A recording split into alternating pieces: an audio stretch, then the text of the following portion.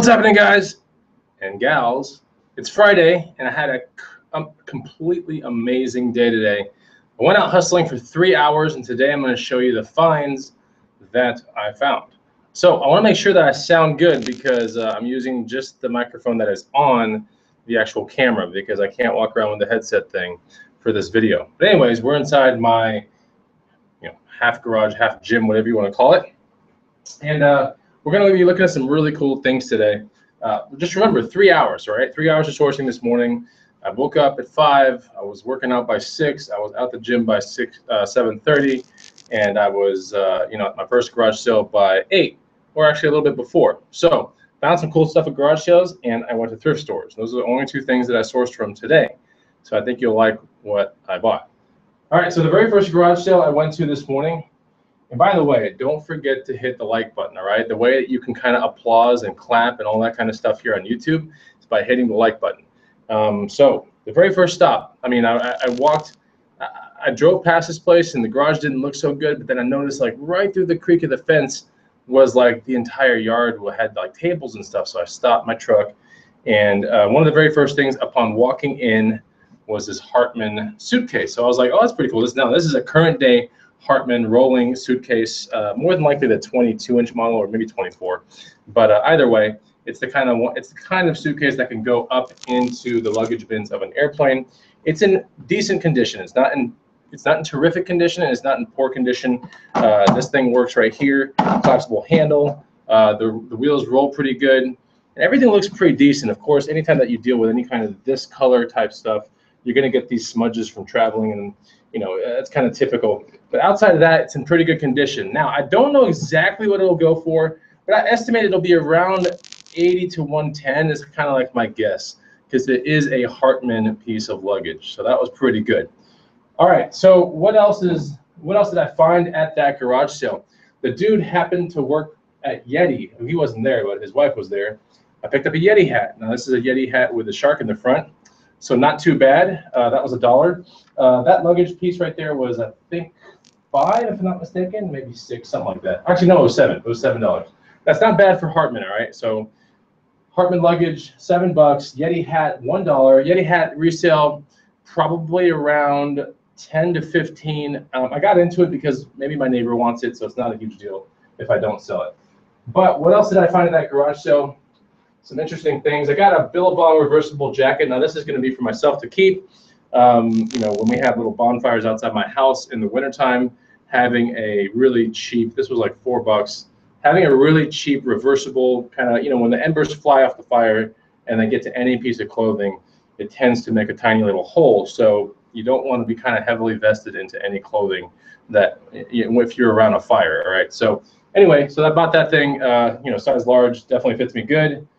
Bought that nice. While I was petering around the garage sale, I found this down vest. This is a LL Bean down vest, pretty nice. There's nothing really crazy about it. It's probably 600 fill, It's certainly not like a North Face or anything, but it's nice. Size large, 100% nylon exterior, 100% goose down interior, more than likely 600 fill. It feels like a 600 fill. So not bad. This one, I think probably $50 or so, not the craziest score ever. The vest was $5, and the Billabong thing was $4. I might be able to get more for the vest. I'm not 100% sure. I just know that a vintage North Face 800 fill vest is going to shake out somewhere around 80 to about 130, and that's not the quality of North Face. It's like right below. Anyways, I hope you guys can hear me well, right? Because no one's actually helped me say, like, yeah, Bonafide, you sound good or whatever. I could be talking and nobody hears me, so let me know. Okay, so I was still at that garage sale, unsure of what this is going to sell for, but this is a Freestyle Shark watch right here. I like Freestyle watches. They're cool, especially if you're like into surfing and all that kind of stuff. But if you go into a store in California and you try to buy one of these, this is like a Rasta edition looking one. So it's Freestyle Shark Classic with no scratches on the front. Probably needs a new battery. No cracks in the band. I'm thinking probably about $20, maybe 25. And it says night vision too, so it must mean there's a light involved with it, and it has like a little indigo type background. It's in nice condition. Anytime I find stuff like this, or Nixon watches, or I stay away from Fossil. I stay away from most Timexes. But if I find something like this, or Casio, like a Frogman, or things like that. And Nixon digital watches aren't too bad to mess with. Yeah, so there's some interesting Nixon. I sold like a Nixon watch not too long ago for like 30 bucks. It was like a dollar watch called the Vega, and it's just an interesting looking female watch. But yeah, when you go there and the person at the sale is like, oh yeah, there's a Nixon watch right there. Every Nixon watch that I've ever seen on eBay that's not messed up is at least 20 and above. So like you can kind of gauge that. If you see a dollar watch, it's first class rate, and if it's a halfway decent model, it's going to be above 30 bucks. But if it's just like a base level, it'll be about 20. But yeah, it's a good brand to look at. That one, Resell. I stay away from Invicta. I stay away from other stuff like that. Oh my God, I just twisted this band. I just twisted the band and it did this. Oh man, that sucks. Well, I guess it's good that it happened here. And I wouldn't want this to happen with the buyer. That's crazy. It must have been out in the heat. Not a total loss, so maybe now a little bit less, but this was like $1. So all else fails, I'll throw it in the trash. That's okay to lose $1, trust me. I'll still look it up though. I may as well. Live damage, that's right, Johnny. I'm okay with that, that's okay. This is like life of a hustler. You can't have it all perfect.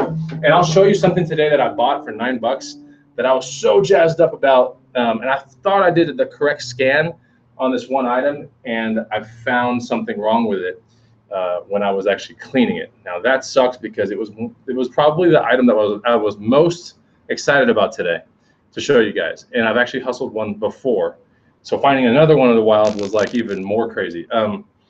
So anyway, yeah, the first one that I sold was $1, and the first one that I bought of this one item I'll show you that is not correct now was $1, and I sold it for $400. So I'll show you that item today, not that exact item, but I'll show you another one I found, but it's messed up. So let's go to, I think that was pretty much that garage sale. I think this hat came from there too. It was $1. The vintage Stetson hat, nothing crazy, but it's genuine leather. This is perfect for my booth. I will charge about 20 bucks for this kind of stuff. Trust me, little nature lovers and wildflower lovers and bird watchers are gonna love a hat like this. So put that in the booth, no problems. All right, so after that garage sale, I'm trying to think and put this all together. After that garage sale, I went into Central Austin, and I came up with, oh, here's another thing I found from that garage sale. And this will probably go to Whitney, my wife, but it's pretty cool. This was just sitting there, and they were like, yeah, $1. I'm all about that, right? I don't know if you can read it, if it's reversed or whatever. Yeah, but pretty cool, right? Check it out. That's right. Word to your moth, or what is a mother?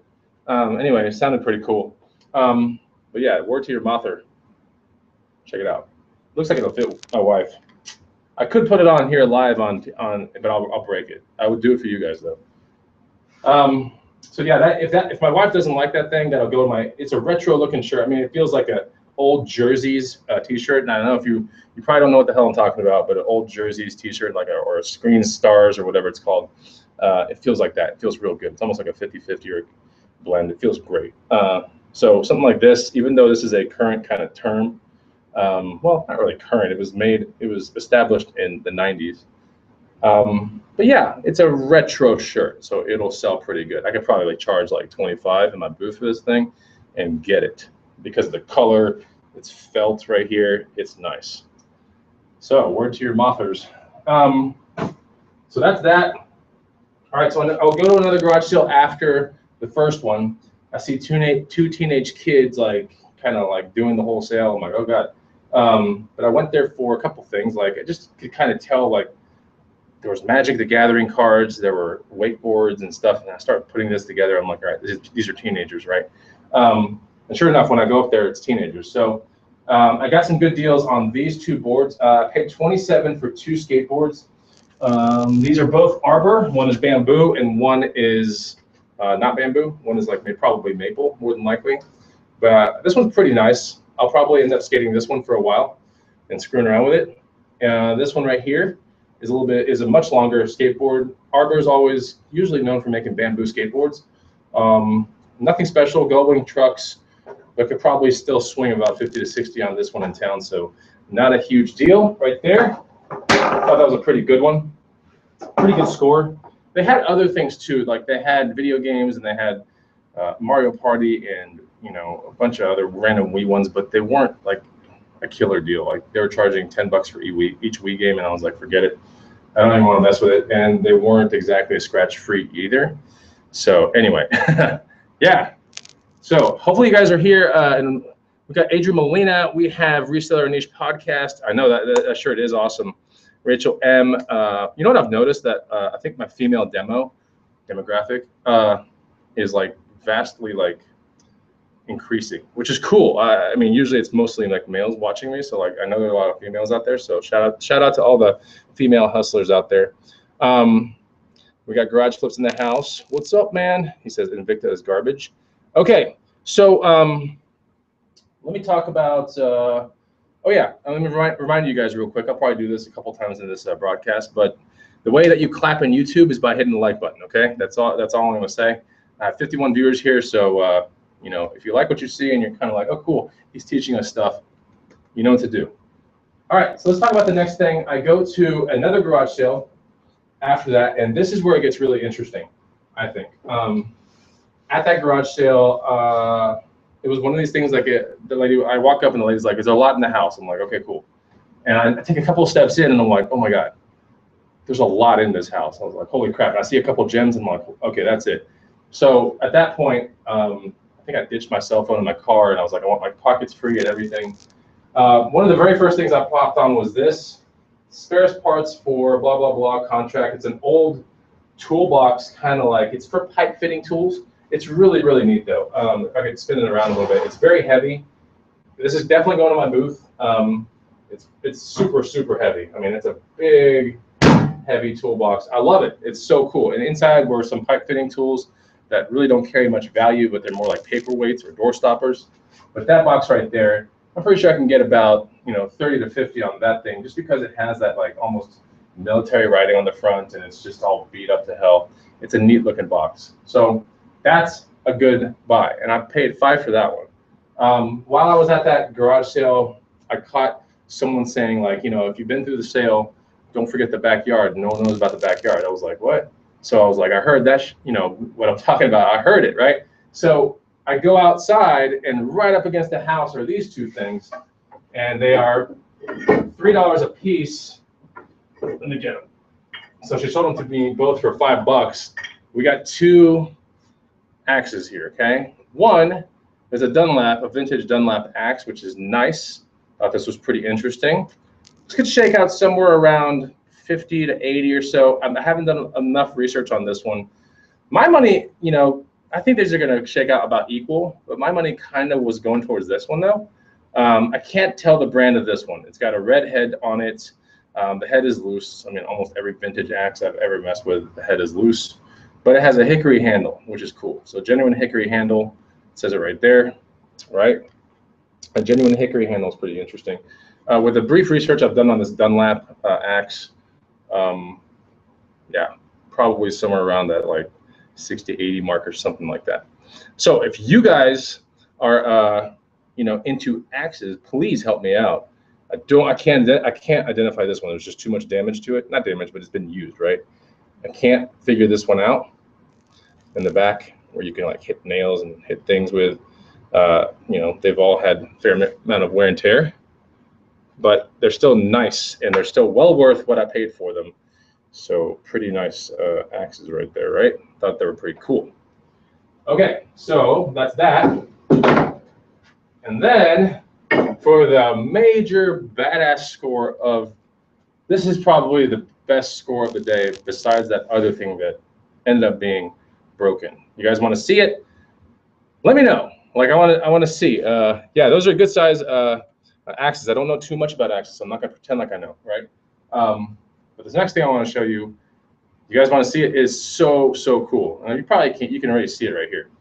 All right, so this is the second one that we found in the past 3 months. All right, E-Money found the first one, put it in the booth. It sold for like $70, and that's a deal. Like, because a lot of these are right around $100 to $200. This is a Coleman 220F double mantle lantern, right? And it had the box, but the box is like torn to pieces. So I'm gonna put it this way and take pictures of it like this and throw it on eBay. But yeah, double mantle Coleman gas lantern, 220F. You know, not common. Really not common to find them like nearly unscratched. Like this one's in really, really, really good condition. So I thought that was great. This was $5, guys. $5. So you guys probably like, okay, what the hell? I don't care.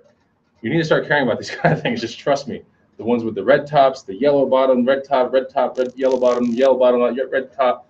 Anyway, I don't know what the hell I'm talking about. But they have yellow ones and they have red ones. They make green ones. I don't think they make white. Yeah, so those color combos. And to find one that has like no rust on it is pretty hard. Like, so this is in really, really good condition. Trust me. You might not think so. Believe me when I say it, this one is in very, very good condition. All right, so that's that. Yeah, resell 100 to 200 on that one.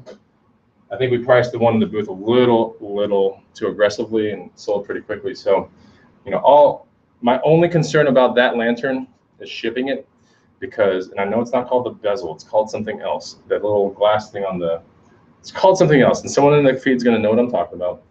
But the actual glass that goes around the mantle, the most delicate part of the stupid thing, those things, if you don't pat them all perfectly right, they tend to crack in shipment. So putting in the booth is not like the worst idea. It's just I can't get eBay prices if it's in the booth. That's the only problem. And you know, if you want to appeal to lantern enthusiasts, you certainly don't want to like destroy your market by only throwing it in the booth. Which I don't know. I'm going to check this out. I might decide to ship this one off and see what happens.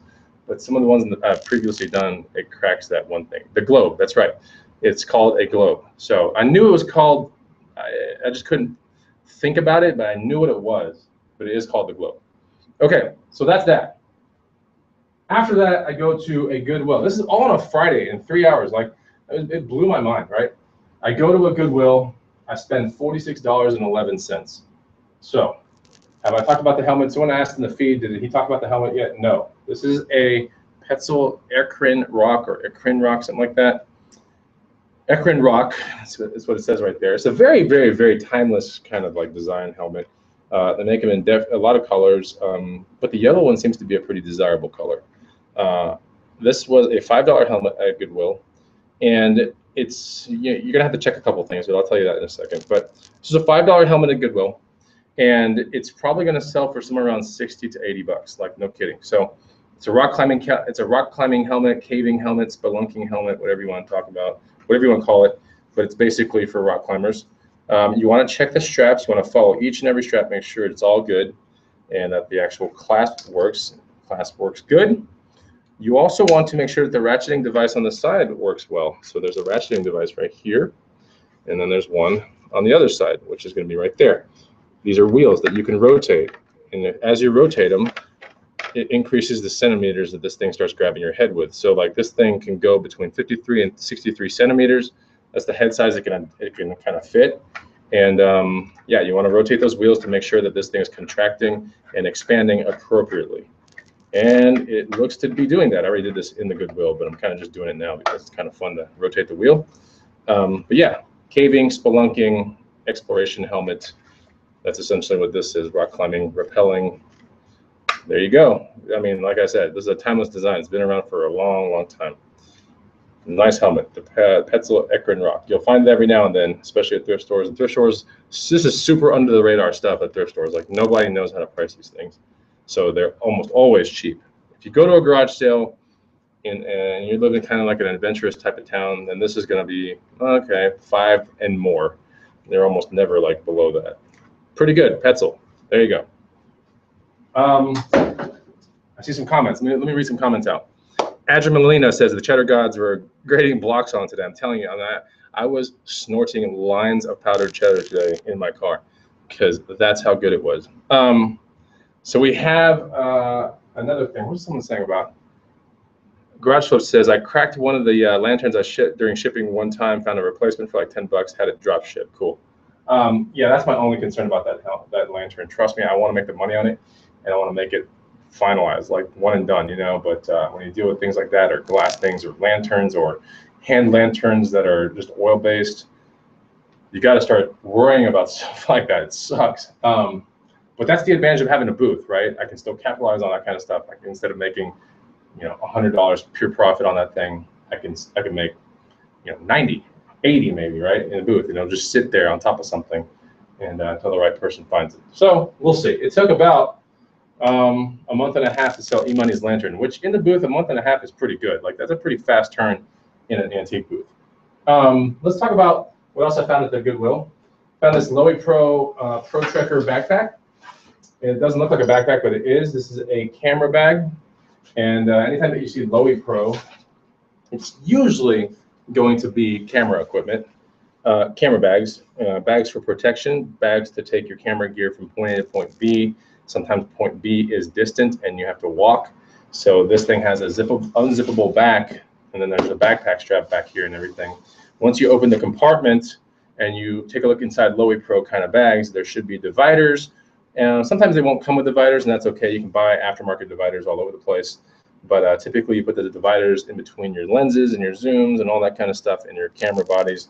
And that way you can kind of transport this thing to whatever destination you want to be at, remote country, whatever. And this is a very, very good, this is a retro bag. Like, they don't make this one anymore. I decided to pick it up for $8 and see what happens. I'm going to try to, you know, eke out about 100. We'll see if I can get that on eBay for this thing. But yeah, a Lowy Pro backpack, you know, no rips and tears, which is good. But it's kind of hard to get rips and tears on Lowy Pro stuff because they're just overly built. And the sad part is, because of that, they end up weighing a pretty good amount too. They're not like super light, like an Osprey bag, for example. They are more on the heavy side, but they do protect very well. So that's a good find. Thought it was pretty cool.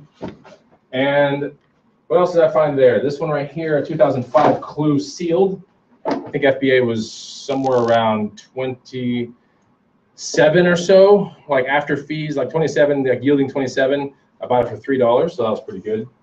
A Baby Einstein CD right here. This was $1.99, selling for around 12, so, or I think $10 pure profit. So I'll be taking $2 and turning it into about 8 or 10. That's a pretty good profit right there. This was like 6,000 in music rank, pretty good. 150K in toys and games rank right here. And then this one right here was like 600 rank on something, not K, 600, actual 600. It's called a Buddha board, or I swear it was around 600. It could be 6,000, but I think it was 600. It's called a Buddha board. I don't even know what the hell it is. It was sealed. I scanned it, and it was yielding a decent amount, like I think 33 or 35 or something like that. I was into that one for $5. Now, it does get better. This is the last two stuff that these are the last two things I found today, and this is where I went wrong. So we are going to talk about these two bats, and like I said, the way that you applause on YouTube and that you support good stuff and good content is by hitting the like button. That is the #1 thing that you can do. Of course, when I get a chance and I read comments, that always like cheers me up a bunch too. I just can't get back to all of them, but I do read every single comment. And I get back to some, like I just can't get back to all. So now comes the next items right here. We have two bats. One is a Micken, Micken, however you want to say it. And the other one is the infamous SC500 Z-Core. That's right. So this is the bat that I sold. It's not a Z-Core, sorry. This is a C-Core, sorry. But this is the bat that I think this is the one. Maybe I sold a Z-Core. Either way, it's an SC500. It's the SC is for Scandium, which is I think an outlawed bat now. I don't think you can actually play with this bat anymore. So it's a Scandium bat, right? It says Scandium on the side. $9 for this bat. I was hoping to get, hoping to get about 100 on this one, because I think there's a slight difference on this one than the one I sold. I can't remember what it is though. But we'll get to that. This one right here, this Micken, however you want to say it, it's a Vicious. This one is a 2634, I want to say. Yeah, it's a 34-inch, 26-ounce. So the drop is what, 8? Am I doing my stuff right here? Did I do that right? Anyway, so I don't know much about bats. College Picker is like bat expert in the green room, but I know enough to do a decent flip. So this Vicious should flip for around 60 to 70. It should. So that's that bat right there. How do you know what the hell to look for? It just comes with experience. You got to get around bats that are, that feel pretty good and get around good brands. Micken, the red line, these Scandium ones, there's Di Marini, certain Easton ones, certain Louisville Slugger ones. So that is a decent find. This one right here, I'll discuss what was wrong with it. This is the one that has something wrong with it, and this sucks because it was a total oversight. And I'm okay with admitting that kind of stuff because that's part of real hustling, right? You don't have pure amazing stuff all the time, although this haul was pretty damn good. We know that now. But I just noticed this as I was prepping it. And you might be like, prepping it, what the hell are you talking about? It's all dirty. Because there's certain kind of marks you just cannot take out of these bats. I try to clean them with Barkeeper's Friend and some water, and then you just go around the bat, right? You just go around the bat and try to take a lot of these scuffs out, but some of this stuff is just in there. So here's the issue, and you got to look very carefully, because if you don't catch this, then your buyer will definitely catch it, and you will be in big trouble. So right here, it looks pretty good, right? It's a C-Core bat, C-Core bat. All right, yeah, C-Core bat. And then we have that. Do you guys see it? Who sees it? Tell me if you see it. If you don't see it, I mean, it's glaring, guys. It's glaring. You see it? Okay. So the issue is right here. There's a crack. And that sucks. It kind of got to me a little bit. But that's okay. You know what I did? I re-put on the price tag that I'd taken off. Very carefully, I put it back on. Thank God I didn't crumple this one up. Woo! And I'm going to go return this bat. See? Zero risk. Bam!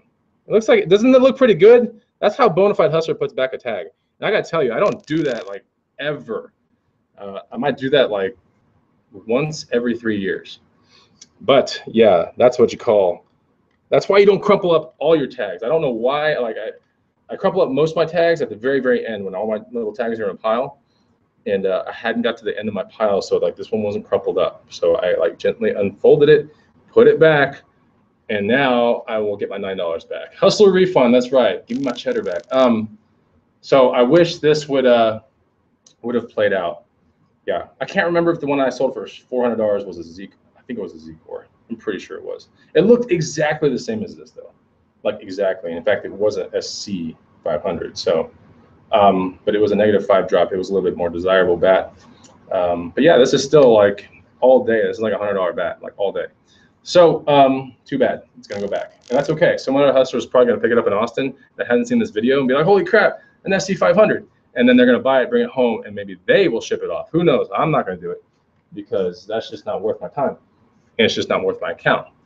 But that's pretty much it. I think that's the haul. I always forget something. Oh, here, see? I told you. I knew I was gonna forget something. I always do.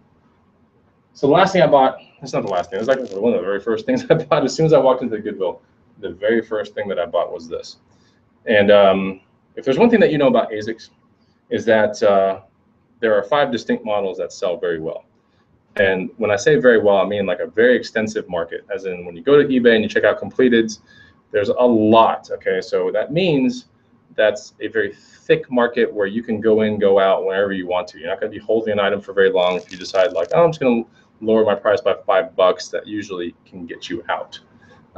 Whereas if you are in a thin market, you know, you can make an adjustment of 10%, 20%. Sometimes the item still doesn't move. When you're in a thick, good market and you buy appropriately, you can make decisions to liquidate whenever you want to. That's good. So thick market on 5 models of Asics. I'll give you guys the 5 models right now. One, the very top one, if you're lucky enough to find this one, which I do every now and then, it's called a Gel Kinsei, okay? K-I-N-S-E-I. It's all these little Japanese names that sound like samurais, right? So there's a Gel Kinsei, K-E-N-S-E-I. Then you have to look for the Gel Kayano, which is this one. It's pretty good. Gel K-A-Y-A-N-O. Then the most probably notorious Asics of all is called the Gel Nimbus, N-I-M-B-U-S. And then you get these multicolored ones, which are kind of meant for almost triathlons and stuff, but they make ones called Tri-Noosa, all right? Tri-N-O-O-S-A. Although I do see people just running with them and just doing park activities with them, but it's called a Gel Noosa. And then you get the 5th one, which this one's a little iffy, but it's pretty decent. And it's not a Gel Flux, it's not that one.